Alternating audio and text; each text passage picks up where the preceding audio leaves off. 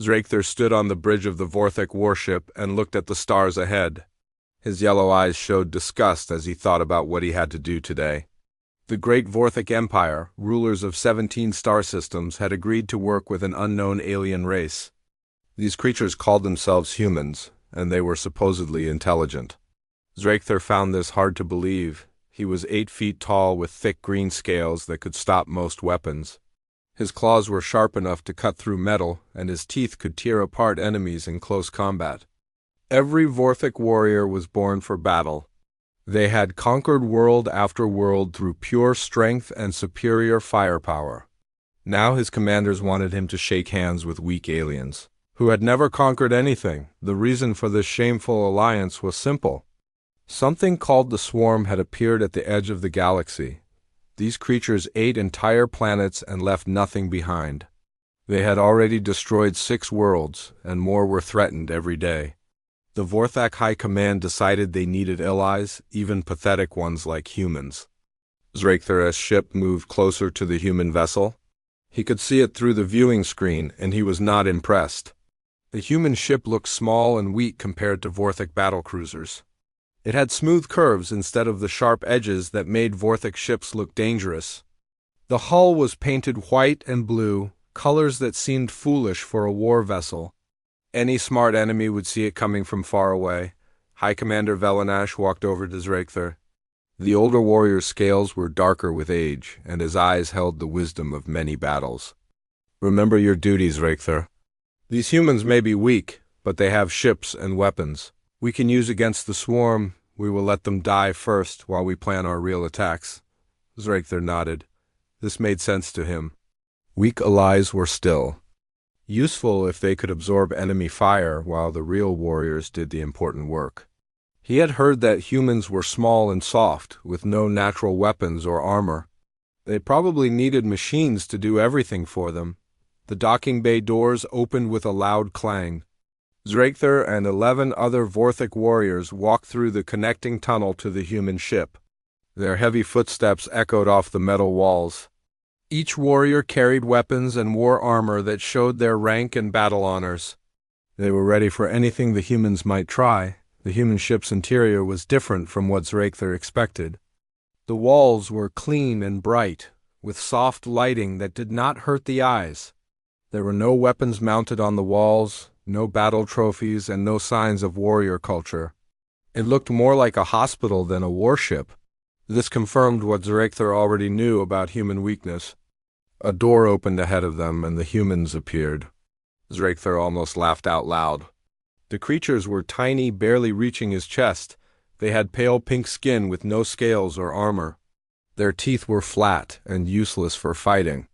They had no claws, no spines, and no visible weapons. How had these pathetic beings survived long enough to build spaceships? The human in front stepped forward. He was slightly taller than the others, with dark hair and brown eyes. His uniform was neat and clean, but it looked more like clothing than battle gear. He raised his hand in some kind of greeting gesture that meant nothing to Zrakthar. "Welcome aboard the Inn's Defender," the human said in a voice that was much too quiet for a warrior. "I am Commander Jake Martinez, and this is my crew. We are honored to work with the Vorthik Empire against our common enemy." Honored? Zrakthar could not believe what he was hearing. These humans should be grateful that the mighty Vorthik even noticed their existence. Instead, this Martinez creature talked as if they were equals. The human held out his hand and waited for Zrakthar to do something with it. High Commander Velanash stepped forward and briefly touched the human's hand. Zrakthar watched this shameful display with growing anger. A Vorthik warrior should never lower himself to touch an inferior species. But orders were orders, so he would follow his commander's example. The humans led them to a meeting room that was even more disappointing than the rest of the ship. The chairs were too small for Vorthik warriors, so they had to stand. The table was made of some kind of smooth material that showed no battle scars. Everything was organized and clean, like a place where weak creatures hid from real combat. A female human with blonde hair began showing them pictures on a screen. She had a soft voice and kept looking at notes while she talked. "I am Dr. Amanda Blake, and I study alien life forms. We have gathered information about the swarm that might help our joint mission. Zrekthar watched the images of swarm creatures with interest. These enemies looked more impressive than the humans. They were large insect-like beings with sharp claws and strong armor. They moved in perfect coordination like a single organism with many bodies. This was a real threat that required real warriors to defeat. The swarm operates as a hive mind, Dr. Blake continued. Each individual creature is controlled by a central intelligence. They consume organic matter to fuel rapid reproduction. A single swarm ship can produce thousands of warriors within hours of landing on a planet. Commander Martinez pointed to a star map on the wall. Our scouts have identified 3 swarm hive ships in the Kepler 442 system. They have already begun consuming the outer planets. If we do not stop them there, they will spread to more populated areas. Zrekthar studied the tactical display. The swarm had chosen a good position with multiple planets to defend and supply lines that would be hard to cut. This would require careful planning and overwhelming force to win. He doubted the humans understood real warfare, but at least they could provide target practice for the enemy while Vorthek warriors found the best. Attack routes. Another human joined the conversation. This one was younger and smaller than the others, with red hair and green eyes. I am Lieutenant Katie Sullivan, Tactical Officer. We have developed several battle plans that take advantage of both human and Vorthok strengths. She began explaining. Complicated strategies that involve coordination between different ship types and careful timing of attacks. Zrekthar barely listened to the details. Vorthok warfare was simple and effective. Find the enemy, hit them with everything you have, and keep hitting until they stop moving. These human plans seemed designed by creatures who were too weak to fight properly. Our ships are faster and more maneuverable than Vorthok vessels, Lieutenant Sullivan said. We can serve as scouts and harassment forces while your heavy cruisers deliver the main attack. High Commander Velanash made a sound that might have been agreement. The Vorthok fleet will handle the real fighting. Your ships can provide support? The way he said the word support made it clear that he expected the humans to stay out of the way while real warriors did the important work. Zrekthar approved of this arrangement. Let the humans pretend they were helping while the Vorthek one another. Glorious victory. The meeting continued for another hour, with humans asking questions and making suggestions that showed how little they understood about combat.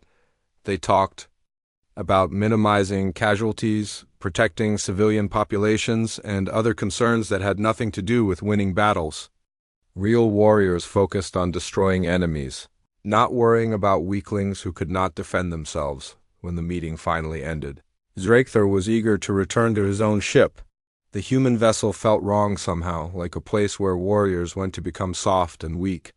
He wanted to be surrounded by proper weapons and armor, not smooth walls and gentle lighting. As the Vorthok delegation prepared to leave, Commander Martinez approached Zrekthar directly. The human looked up at him with those strange brown eyes and spoke in a quiet voice. I know our species are very different, but I hope we can learn to work together. The swarm is a threat to all life in this galaxy. We need to combine our strengths if we want to protect our worlds. Zrekthar looked down at the tiny creature and felt something like pity. This human actually believed his weak species could contribute something meaningful to the coming battle. It was almost sad how deluded these creatures were about their own abilities. We will see, Zrekthar replied, which was the most polite response he could manage. Then he turned and walked away, eager to leave this place of weakness behind. Back on his own ship, Zrekthar reported to High Commander Velanash about what he had observed. The humans were even weaker than expected, with no understanding of real warfare. They would serve as adequate cannon fodder, nothing more. But as he prepared for sleep in his warriors' quarters, Zrekthar found himself thinking about the human commander's words. Martinez had talked about protecting worlds and combining strengths. These were strange concepts for a warrior to consider. The Vorthak fought to conquer and expand their territory. What did protection have to do with anything? He dismissed these thoughts as the weakness of inferior creatures. Tomorrow they would. Travel to the Kepler 442 system, and the humans would learn what real combat looked like. Then this foolish alliance would end, and the Vorthak would claim another victory for their empire.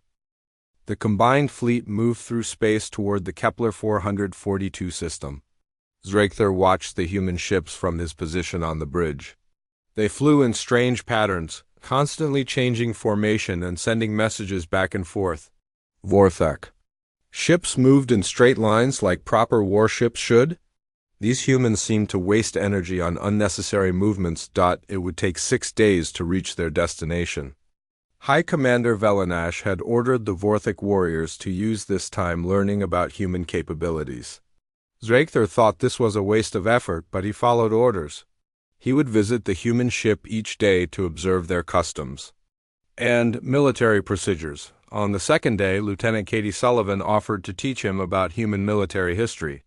They sat in a small room filled with books and computer screens. Zrakther had to bend down to fit through the doorway, and the chair was far too small for his massive frame. He stood while the tiny human talked about battles from her worlds. Past, humans have fought many wars throughout our history, she said, showing him pictures on a screen. We learned important lessons about strategy, tactics, and leadership from these conflicts. Zrakther looked at the images with growing confusion. The pictures showed humans fighting other humans, not conquering weaker species. They built walls to defend their territories instead of expanding them. Some battles were fought over ideas or beliefs rather than resources or land. Why do you fight each other? He asked. You should unite to conquer other worlds. Fighting among yourselves wastes warrior strength. Lieutenant Sullivan paused for a moment as if the question surprised her. We fight to protect what we believe in. Sometimes that means defending our homes. Sometimes it means stopping others from hurting innocent people. War is not always about conquest. This made no sense to Zrakther. Warriors fought to gain territory, resources, and slaves. What was the point of fighting if you did not take anything from your enemies? He began to suspect that humans were even more confused about warfare than he had originally thought. The next day brought the first joint training exercise. High Commander Velanash wanted to test how well the two species could work together in combat. They used simulation programs that created fake battles for the warriors to practice with. Zrakther led a squad of 6 Vorthak warriors against a mixed group of humans and Vorthak. The scenario was simple: capture a strategic position while defending against enemy counterattacks. This was basic warfare that any competent fighter should understand. The Vorthak squad charged forward in a tight formation, using their superior firepower to blast through enemy defenses. Their strategy was to overwhelm the defenders with brute force and superior numbers. It had worked in countless real battles across 17 star systems, but something went wrong. The human defenders scattered before the charge, using cover and concealment to avoid direct confrontation. Instead of meeting the Vorthak assault head-on, they moved to different positions and attacked from unexpected angles. Sergeant Danny Rodriguez led the human portion of the defending force. He was a small man with dark hair and quick movements. Zrakther watched him coordinate his squad through hand signals and whispered communications. The humans moved like they could read each other's minds, flowing from one position to another. Without confusion, the Vorthak advance slowed as enemies appeared from multiple directions. Zrakther's warriors were forced to split their fire between different targets. Their formation broke apart as they tried to respond to threats from all sides. Within minutes, the exercise was over. The defenders had won. High Commander Velanash was not pleased with the results. Explain this failure, he ordered. Zrakther studied the tactical display, trying to understand what had happened. The humans avoided direct combat. They used tricks instead of fighting properly. Sergeant Rodriguez approached them with a respectful expression. With respect, sir, we used the terrain and our mobility to counter your superior firepower. In real combat, you adapt to the enemy's strengths and exploit their weaknesses. You ran away from battle, Zrakther replied. Real warriors stand and fight. Real warriors stay alive long enough to complete their mission, Rodriguez answered. Calmly, dead heroes don't win wars. That afternoon, Dr. Amanda Blake briefed both species on what they knew about the swarm. She set up a holographic display that showed detailed images of the enemy creatures. Zrachther studied them with professional interest. The swarm individuals were impressive specimens. They stood 7 feet tall with 6 limbs that ended in razor-sharp claws. Their exoskeletons looked strong enough to deflect small weapons. Most importantly, they moved with perfect coordination, like parts of a single organism. Each swarm creature is connected to a central intelligence, Dr. Blake explained. They share information instantly and never waste effort on individual decisions. When one sees something, they all know about it immediately. Zrachther nodded approvingly. This was efficient warfare. No confusion, no hesitation, no weakness. The swarm fought like a proper military force should. How do we defeat an enemy that thinks as one mind? Lieutenant Sullivan asked. We use our ability to think as individuals, Commander Martinez replied. The swarm's strength is also its weakness. If we can disrupt their central control or confuse their coordination, they become much less effective. Dr. Blake continued her briefing with more disturbing information. The swarm consumed organic matter to fuel their reproduction. A single hive ship could land on a planet and produce thousands of new warriors within hours. They stripped worlds of all life, leaving behind only empty rock and metal. They've already consumed 6 planetary systems, she said quietly. Billions of people died before we even knew the swarm existed. We cannot let them spread further into populated space. After the briefing, Zrachther found himself walking through the human ship's corridors. He wanted to understand how these creatures lived when they were not fighting. What he saw continued to confuse him. In one room, he observed human crew members sharing food and talking quietly among themselves. They seemed to enjoy each other's company, laughing at jokes and discussing topics that had nothing to do with warfare or conquest. Some of them asked about their families back home, showing concern for people who could not help them in battle. In another area, he watched a human medic treating a wounded crew member who had been injured during maintenance work. The medic worked carefully to minimize pain and ensure proper healing. Among the Vorthak, wounded warriors either recovered quickly or were left behind as weak links in the chain of command. Most surprising of all, he saw humans helping each other with tasks that were not their assigned duties. A weapons specialist helped the cook prepare meals. An engineer assisted the communications officer with equipment repairs. They seemed to care about each other's success, not just their own advancement. That evening, Zrachther attended a strategy meeting in the main conference room. Representatives from both species gathered to plan their assault on the swarm positions. The humans had prepared detailed maps and tactical analyses that showed incredible attention to detail. Commander Martinez presented the overall strategy. Intelligence suggests the swarm has established 3 hive ships in different parts of the system. If we attack all 3 simultaneously, they cannot reinforce each other or coordinate their defense. High Commander Velanash studied the battle plans with approval. The Vorthak fleet will destroy the largest hive ship. Your vessels can handle the smaller targets. Actually, Lieutenant Sullivan interjected, we think the largest hive ship should be our secondary target. The real threat is the smallest one, located on the 4th planet. Our analysis suggests it's the command and control center for the entire operation. Zrachther looked at the tactical display with new interest. The humans had identified something that the Vorthak military intelligence had missed.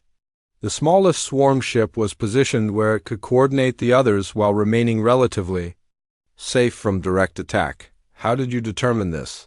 High Commander Velanash asked. Dr. Blake activated another holographic display.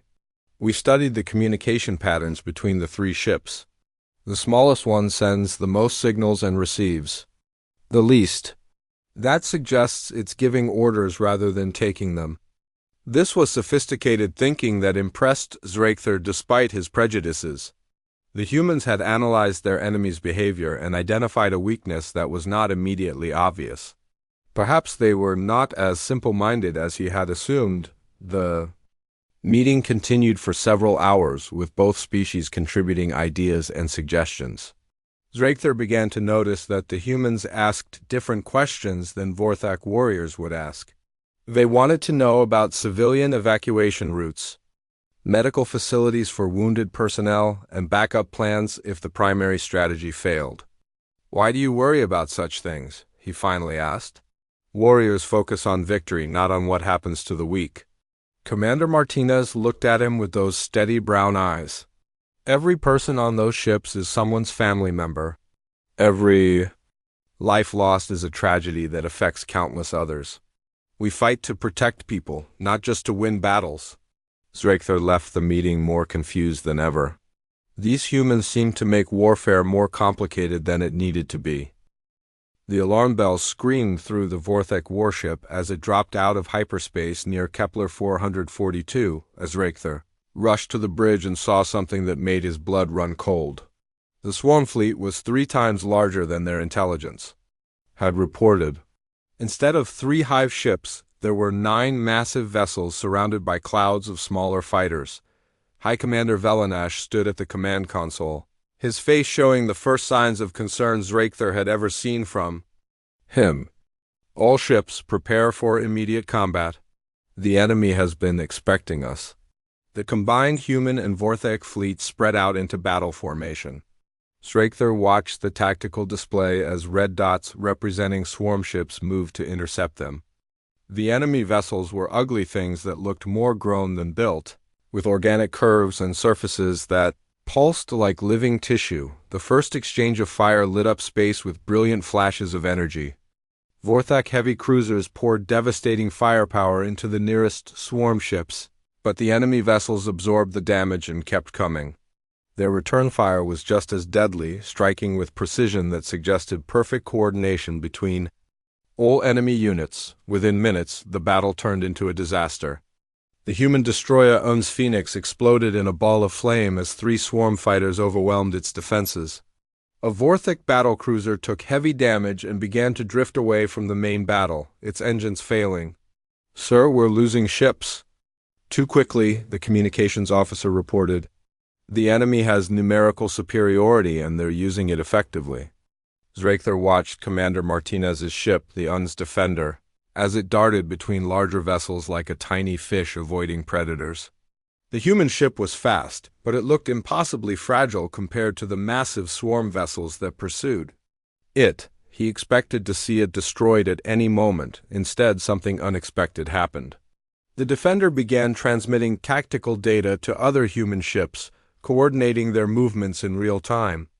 The smaller human vessels started working together, using their speed and agility to confuse the enemy's targeting systems. They could not match the swarm's firepower, but they made themselves difficult to hit. A swarm hive ship targeted the Vorthak flagship with a massive energy beam. High Commander Velanash ordered evasive maneuvers, but the ship was too large and slow to avoid the attack completely. The beam struck the starboard side, cutting through armor and destroying several weapon systems. "Damage report," Velanash commanded. "Hull breach on decks 7 through 12. We've lost 30% of our firepower. Life support is failing in the damaged sections." The battle was going badly for the Allied fleet. More ships were being destroyed or crippled every minute. The swarm's numerical advantage was too great, and their coordination was perfect. Every move the Allies made was countered by an immediate response from multiple enemy vessels. Then disaster struck. A swarm fighter managed to get through the Defender's shields and scored a direct hit on the engine section. The human command ship began to lose power and drift toward the nearest planet. Commander Martinez transmitted a distress signal, but most of the fleet was too busy fighting to mount a rescue mission. Zrakther made a decision that surprised him. "Prepare a boarding shuttle. I'm going to retrieve the human commander and his crew." "That's suicide," his second-in-command warned. "The area around that planet is swarming with enemy fighters. The humans have valuable intelligence about the swarm. We cannot let it fall into enemy hands," Zrakther replied. This was partly true, but he realized there was another reason he wanted to help the humans. He had become curious about how they would react in a desperate situation. The shuttle flight to the planet's surface was harrowing. Swarm fighters attacked repeatedly, forcing Zrakthar's pilot to use every evasive maneuver in the book. They barely reached the crash site before the shuttle's engines overheated from the strain. The UNS Defender had come down hard in a rocky valley surrounded by tall cliffs. The ship's hull was cracked open in several places, and debris was scattered across the landing zone. Zrakthar expected to find the human crew dead or dying from their injuries. Instead, he found them already organized and preparing defensive positions. Commander Martinez had set up a command post in the ship's relatively undamaged forward section. Sergeant Rodriguez was distributing weapons and ammunition to the survivors. Dr. Blake was treating wounded crew members with supplies salvaged from the ship's medical bay. "Commander, we need to evacuate immediately," Zrakthar announced as he approached Martinez. "My shuttle can carry most of your survivors." Martinez looked up from the tactical display he had somehow managed to keep working. "I appreciate the rescue attempt, but we can't leave yet. We've detected a swarm ground force approaching from the east. If we don't stop them here, they'll establish a landing zone for more troops." Zrakthar stared at the human commander in disbelief. "Your ship is destroyed. You have no heavy weapons. There are fewer than 20 of you left alive. Fighting a ground battle in this situation is suicide." "Maybe," Martinez replied calmly. "But this valley is the only good landing site within 50 kilometers. If the swarm takes it, they can bring down their heavy transport ships. That means thousands more troops on the planet's surface." Lieutenant Sullivan joined the conversation, carrying a damaged but functional communications device. "Sir, I've been monitoring swarm communications. They're planning to establish a major staging area here. If we can deny them this position for even a few hours, it might give the fleet time to regroup." Zrakthar looked around at the human survivors. They were all injured to some degree, their equipment was damaged, and they faced overwhelming odds. By any reasonable military standard, they should surrender or retreat. Instead, they were preparing to fight a battle they could not possibly win. "This is madness," he said. "You will all die for nothing." Dr. Blake looked up from treating a wounded crew member. "We might die anyway if the swarm overruns this system. At least this way, our deaths might mean something." Zrakthar did not understand this logic, but he could see that the humans were determined to fight. His warrior's honor would not let him abandon them to face the enemy alone. "Very well, my shuttle crew will assist your defense. But we leave as soon as possible." The swarm ground forces appeared on the eastern ridge an hour later. Through his enhanced vision, Zrakthar could see hundreds of the insect-like creatures moving down the slopes toward their position. They advanced in perfect formation, their movements coordinated by the hive mind that controlled them. Sergeant Rodriguez had positioned the defenders in a rough semicircle around the crash site, using pieces of the ship's hull as cover. The humans had improvised weapons from damaged ship systems, turning maintenance tools into explosive devices and communications equipment into targeting systems. "Wait for my signal," Martinez whispered into his comm unit. "Let them get close before we open fire." Zrakthar crouched behind a piece of twisted metal, his assault rifle ready. He had fought in many battles, but this felt different. Usually the Vorthek had overwhelming superiority in numbers and firepower. This time they were the underdogs. Fighting for survival. The swarm creatures came within 50 meters before Martinez gave the order to fire. The human weapons erupted in a coordinated barrage that caught the enemy advance completely by surprise. Several swarm warriors fell in the first volley, their bodies torn apart by improvised explosives and concentrated fire, but there were too many of them. The swarm immediately adapted to the human tactics, spreading out and using their own forms of cover to approach the defensive perimeter. Their return fire was devastatingly accurate, forcing the defenders to keep their heads down. Zrakthar watched in amazement as the humans continued to coordinate their defense despite being outnumbered and outgunned. Sergeant Rodriguez crawled from position to position, redistributing ammunition and encouraging his troops. Lieutenant Sullivan used her communications equipment to call in targeting data for the few remaining ship's weapons that still functioned. The battle raged for 2 hours. The swarm made 3 major assaults on the human positions, each one bringing them closer to overrunning the defenders. Zrachthar's shuttle crew fought bravely, but they were soldiers, not heroes. The humans fought like people who had nothing left to lose. During a brief lull in the fighting, Zrachther saw something that would stay with him forever. Private Lisa Shun, a small woman who looked barely old enough to be a soldier, noticed 2 wounded Vorthok warriors who had been cut off from the main defensive line.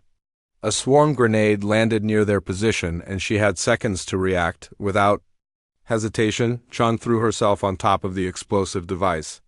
The blast killed her instantly, but her body absorbed most of the shrapnel that would have killed the 2 Vorthok warriors. She died protecting aliens she barely knew, people who had treated her species with contempt and disgust. Zrachther stared at the scene in shock. No Vorthok warrior would sacrifice their life for weak allies. Personal glory and survival were the most important things in their culture. What kind of creature gave up their own life to save others? The sacrifice allowed the 2 wounded Vorthok to rejoin the defensive line, where their heavy weapons helped repel the next swarm assault. Shun's death had saved not just 2 lives, but possibly the entire defensive position. The survivors gathered in the cargo bay of the Vorthok rescue ship as it flew away from the planet's surface. Zrachther watched the wounded humans receive medical treatment from both human and Vorthok medics. The sight still confused him. Why? Were his people wasting resources on weak allies? Commander Martinez sat on a metal crate holding a communication device that crackled with static. His uniform was torn and dirty, and he had a bandage wrapped around his left arm.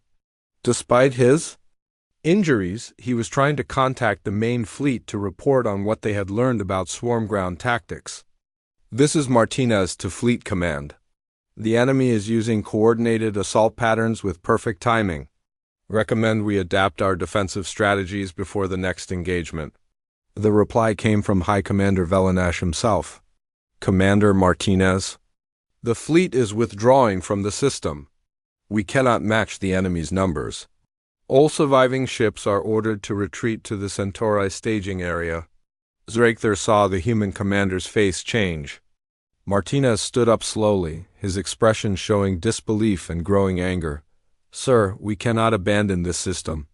If the swarm establishes a permanent base here, they will have a launching point for attacks deeper into inhabited space. The decision is final, Velanash replied coldly. The Alliance fleet has lost too many ships to continue this operation. We will regroup and plan a different strategy. Martinez looked around at his surviving crew members. Most of them were injured, and all of them were exhausted from the battle on the planet's surface. Zrachther expected the human to accept the retreat order like any reasonable military officer would do. Instead, Martinez activated his communication device again. Fleet Command, I request permission to remain in the system with volunteer forces. We have identified a critical swarm facility that must be destroyed. Velanash's voice carried clear irritation. Explain this facility, Commander. Dr. Amanda Blake stepped forward, supporting herself on a makeshift crutch. Her left leg had been injured during the ground battle, but she insisted on participating in the briefing. We detected massive energy readings from the smallest swarm ship during our time on the planet. I believe it contains a queen organism that controls the other hive ships in this system. She activated a portable scanner that displayed energy patterns from the swarm vessels. If we can destroy the queen ship, it will disrupt the entire swarm operation. The other ships will lose coordination and become much easier targets. Zrachther studied the data with growing interest. The humans had identified a weakness that could turn the entire battle around. But the queen ship was located in the most heavily defended part of the swarm fleet. Any attack on it would be a suicide mission. The target is too well protected, High Commander Velanash said through the communicator. It would require a full fleet assault to reach it, and we no longer have enough ships? Commander Martinez looked at his crew with determination that surprised Zrachther. A small force might succeed where a large one would fail. We could use stealth and speed to penetrate their defenses before they realize what we're doing. With what ships? Valenash demanded. Most of your vessels were destroyed in the first engagement. Lieutenant Katie Sullivan limped over to join the conversation. Her right shoulder was wrapped in bandages, but she carried herself with the same confidence as Reichther had observed during their journey to this system. The Un's Guardian is still functional. It's fast enough to avoid most enemy fire, and it has the firepower to damage a queen ship if we can get close enough. Reichther realized what the humans were planning. They wanted to attack the most dangerous target in the swarm fleet with a single ship and a handful of wounded survivors. It was the most insane military strategy he had ever heard of, High Commander. Valenash apparently agreed. This plan is suicide, Commander Martinez. I cannot authorize such a mission. Then I volunteer for an unauthorized mission, Martinez replied calmly. My crew and I will take responsibility for our own actions. The communication channel fell silent for several minutes. When Valenash spoke again, his voice carried a mixture of anger and grudging respect. You humans are either the bravest warriors in the galaxy or the most foolish. I cannot spare any Vorthak ships for this insane plan. Reichther made a decision that surprised everyone in the cargo bay, including himself. I volunteered to join the mission. Every eye in the room turned to. Look at him. Commander Martinez stepped forward with a puzzled expression. You don't have to do this. Your commander already said the Vorthak fleet is withdrawing. I am not representing the Vorthak fleet, Reichther replied. I am choosing to fight alongside warriors who understand what is worth dying for. Sergeant Danny Rodriguez, who had been quiet during the entire discussion, finally spoke up. What changed your mind? Yesterday you thought we were weak creatures who didn't understand real warfare. Reichther thought about Private Lisa Chun throwing herself on the grenade to save two Vorthak warriors she barely knew. He thought about the humans fighting a hopeless battle to deny the enemy a strategic position. He thought about Commander Martinez volunteering for a suicide mission to protect people he would never meet. I have learned that strength is not always about size or firepower, he said slowly. Sometimes the strongest warriors are the ones who fight for something greater than themselves. Dr. Blake smiled despite her injuries. That's what we've been trying to tell you. Humans don't fight just to win battles. We fight to protect what we care about. 3 other Vorthak warriors stepped forward to volunteer for the mission. Reichther was surprised to see them defy their commander's orders, but he was also proud of their decision. Perhaps his own people were capable of learning from human examples. The next few hours were spent preparing for what everyone knew would be a one-way mission. The Un's Guardian was a small ship compared to the massive Vorthak battlecruisers, but it was fast and maneuverable. More importantly, it was large enough to carry the improvised weapon Dr. Blake had designed. The device uses our ship's reactor core as an explosive, she explained to the mixed human and Vorthak crew. When it detonates inside the Queen ship, it should create enough damage to kill the Queen organism and disrupt the swarm's coordination. Commander Martinez studied the weapon with the calm expression Reichther had learned to associate with human determination. How close do we need to get for the device to be effective? Close enough to board the enemy ship and place it manually, Dr. Blake replied quietly.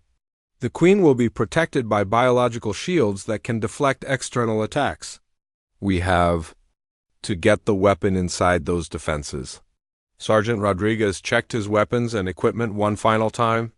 So we're not just flying a suicide mission. We're flying a suicide mission that requires us to fight our way through enemy territory on foot. That's correct, Martinez confirmed. Anyone who wants to withdraw from the mission can do so now. No one will think less of you for making that?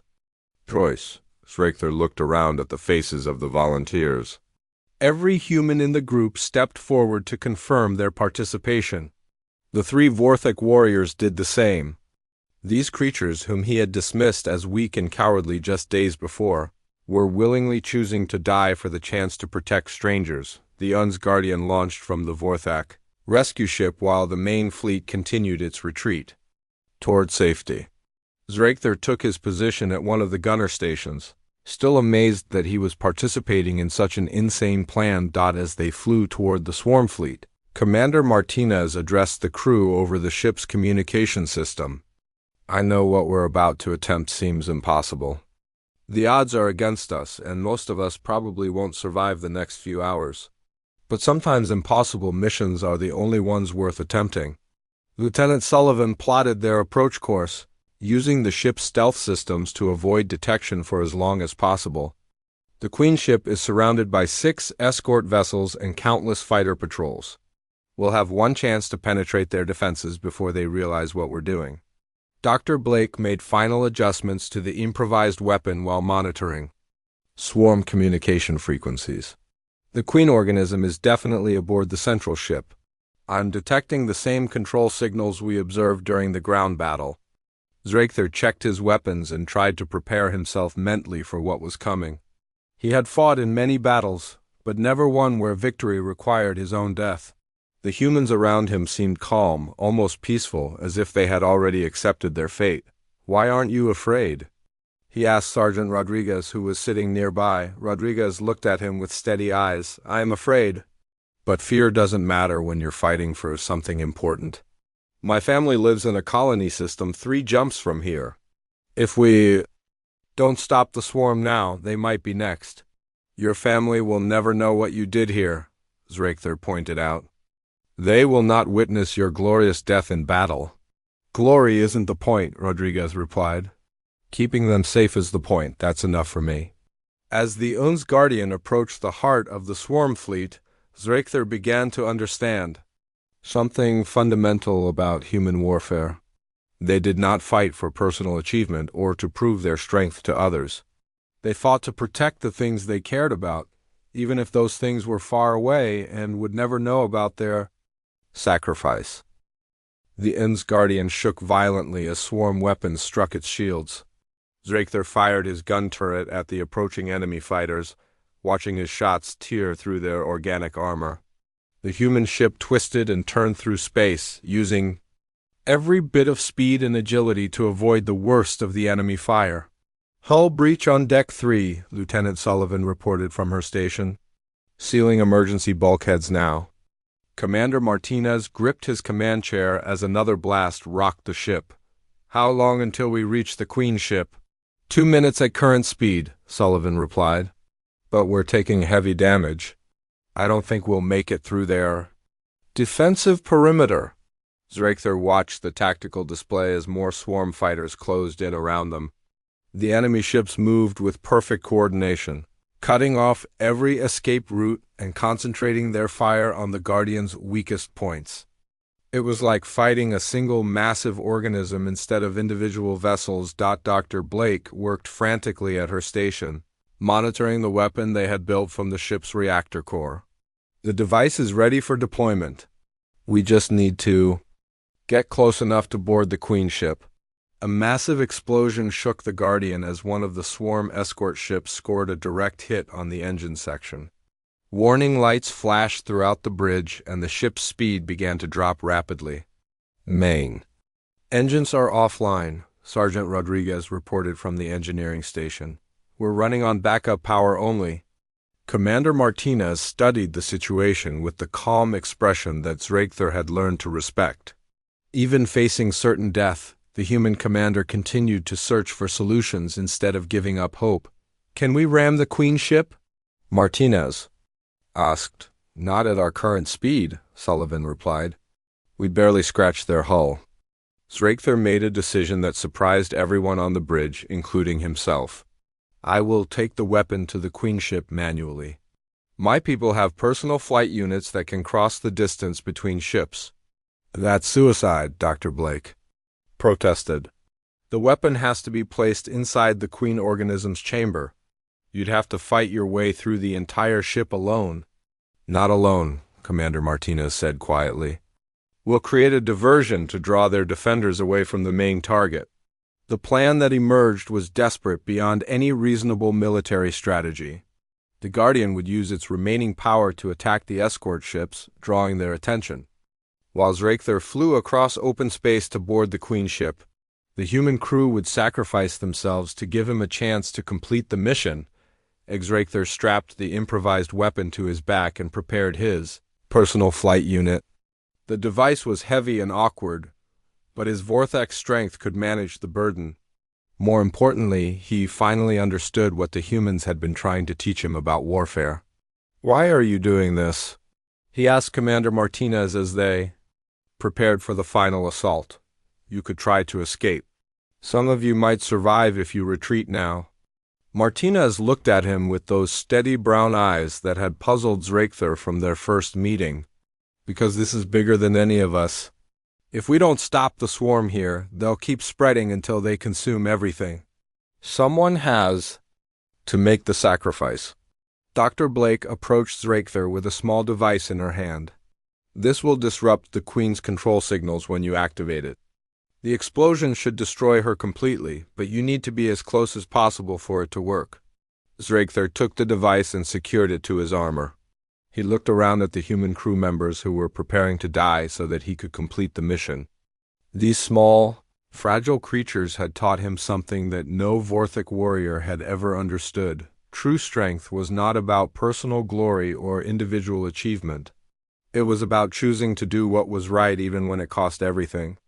The humans fought, not because they were the strongest or the smartest, but because they believed some things were worth any sacrifice. "It has been an honor to fight beside you," Zrakther said to Commander Martinez. "The honor was ours," Martinez replied. "Now go save the galaxy."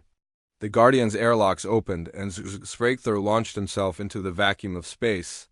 Behind him, the human ship turned toward the nearest swarm escort vessel and opened fire with everything it had left. The enemy immediately responded, focusing their attention on the obvious threat while ignoring the single figure flying toward their queen ship. Zrakther activated his flight unit's stealth systems and pushed toward the massive organic vessel. Ahead of him, the queen ship was even more disturbing up close, with a hull that looked more like living tissue than metal. Twisted spires and strange growths covered its surface, and he could see movement within the translucent sections. He found an opening near what appeared to be the ship's ventral section and forced his way inside. The interior was a nightmare of organic corridors that pulsed with alien life. The walls were warm and wet to the touch, and strange sounds echoed from deeper within the vessel. Swarm warriors appeared almost immediately, their insect-like forms moving with deadly purpose. Zrakther fought his way through them, using his superior size and strength to clear a path toward the ship's center. His assault rifle cut through their chitinous armor, but more enemies appeared to replace everyone he killed. The deeper he went into the ship, the stranger it became. The corridors were lined with what looked like nerve tissue that glowed with pulsing light. He could feel the presence of the queen organism ahead of him, a massive intelligence that controlled every aspect of the swarm's operations. Behind him, explosions echoed through the ship's structure as the Guardian continued its suicidal attack on the escort vessels. Commander Martinez and his crew were keeping their promise, drawing enemy attention away from Zrakther's mission even as their own ship was torn apart by superior firepower. Zrakther reached a massive chamber at the heart of the queen ship and stopped in amazement. The room was dominated by an enormous creature that looked like a cross between an insect and a plant. Tendrils of nerve tissue connected it to every part of the ship, and its multiple eyes tracked his movement with alien intelligence. This was the queen organism, the central mind that controlled millions of swarm warriors across multiple star systems. Destroying it would cripple the entire swarm operation and save countless lives throughout the galaxy. The Queen spoke to him, not with words but with thoughts that invaded his mind directly. It offered him power, territory, and glory beyond anything the Vorthic Empire could provide. All he had to do was join the swarm and help them consume the galaxy. For a moment, Zrakther was tempted. The Queen's offer was everything a Vorthec warrior was supposed to want. Unlimited conquest, endless battles, and personal advancement without limit. It was the kind of opportunity that would appeal to his people's deepest instincts. Then he thought about Private Lisa Chun throwing herself on a grenade to save 2 alien warriors. He thought about Commander Martinez volunteering for a suicide mission to protect people he would never meet. He thought about Dr. Blake treating wounded enemies with the same care she gave to her own crew. The humans had shown him a different kind of strength, one that came from choosing to protect rather than consume. They fought not for personal gain, but for abstract ideals like justice, hope, and love. These concepts had no meaning to the swarm's collective intelligence. "I choose to fight for something you will never understand," Zrachther said aloud as he activated Dr. Blake's device. The weapon began its countdown sequence, and the queen organism realized what was happening. Swarm warriors poured into the chamber, from every entrance trying to stop him from completing his mission. Zrachther fought them off as long as he could, using his body to shield the device from their attacks. In his final moments, Zrachther thought about what he had learned from the humans. They had taught him that the strongest warriors were not those who conquered others, but those who chose to sacrifice themselves for something greater. They had shown him that true power came not from taking whatever you wanted, but from protecting what you loved. The device detonated with blinding light, and Zrachther felt himself become part of something larger than any individual could achieve alone. He was no longer just a Vorthak warrior seeking personal glory. He had become part of humanity's endless fight for hope, justice, and the belief that some things were worth any sacrifice. The queen organism died in that explosion, and with it, the coordination that held the swarm fleet together. Across the star system, enemy ships began to drift aimlessly as their central intelligence was destroyed. The immediate threat was over, but the real victory was something much more profound. Captain Steve Morgan disobeyed his orders and brought his ship back to rescue the survivors of the Guardian. He found Commander Martinez and 3 crew members alive in an escape pod, badly wounded but still breathing. Dr. Blake had sustained serious injuries, but she insisted on writing a full report about what they had learned from their alliance. With the Vorthak, Lieutenant Sullivan recovered from her wounds and returned to active duty, where she began developing new tactical doctrines based on the cooperation between human and Vorthak forces. Sergeant Rodriguez was promoted and assigned to train other units in the combat techniques they had learned during the battle, but the most important change was in how the two species viewed each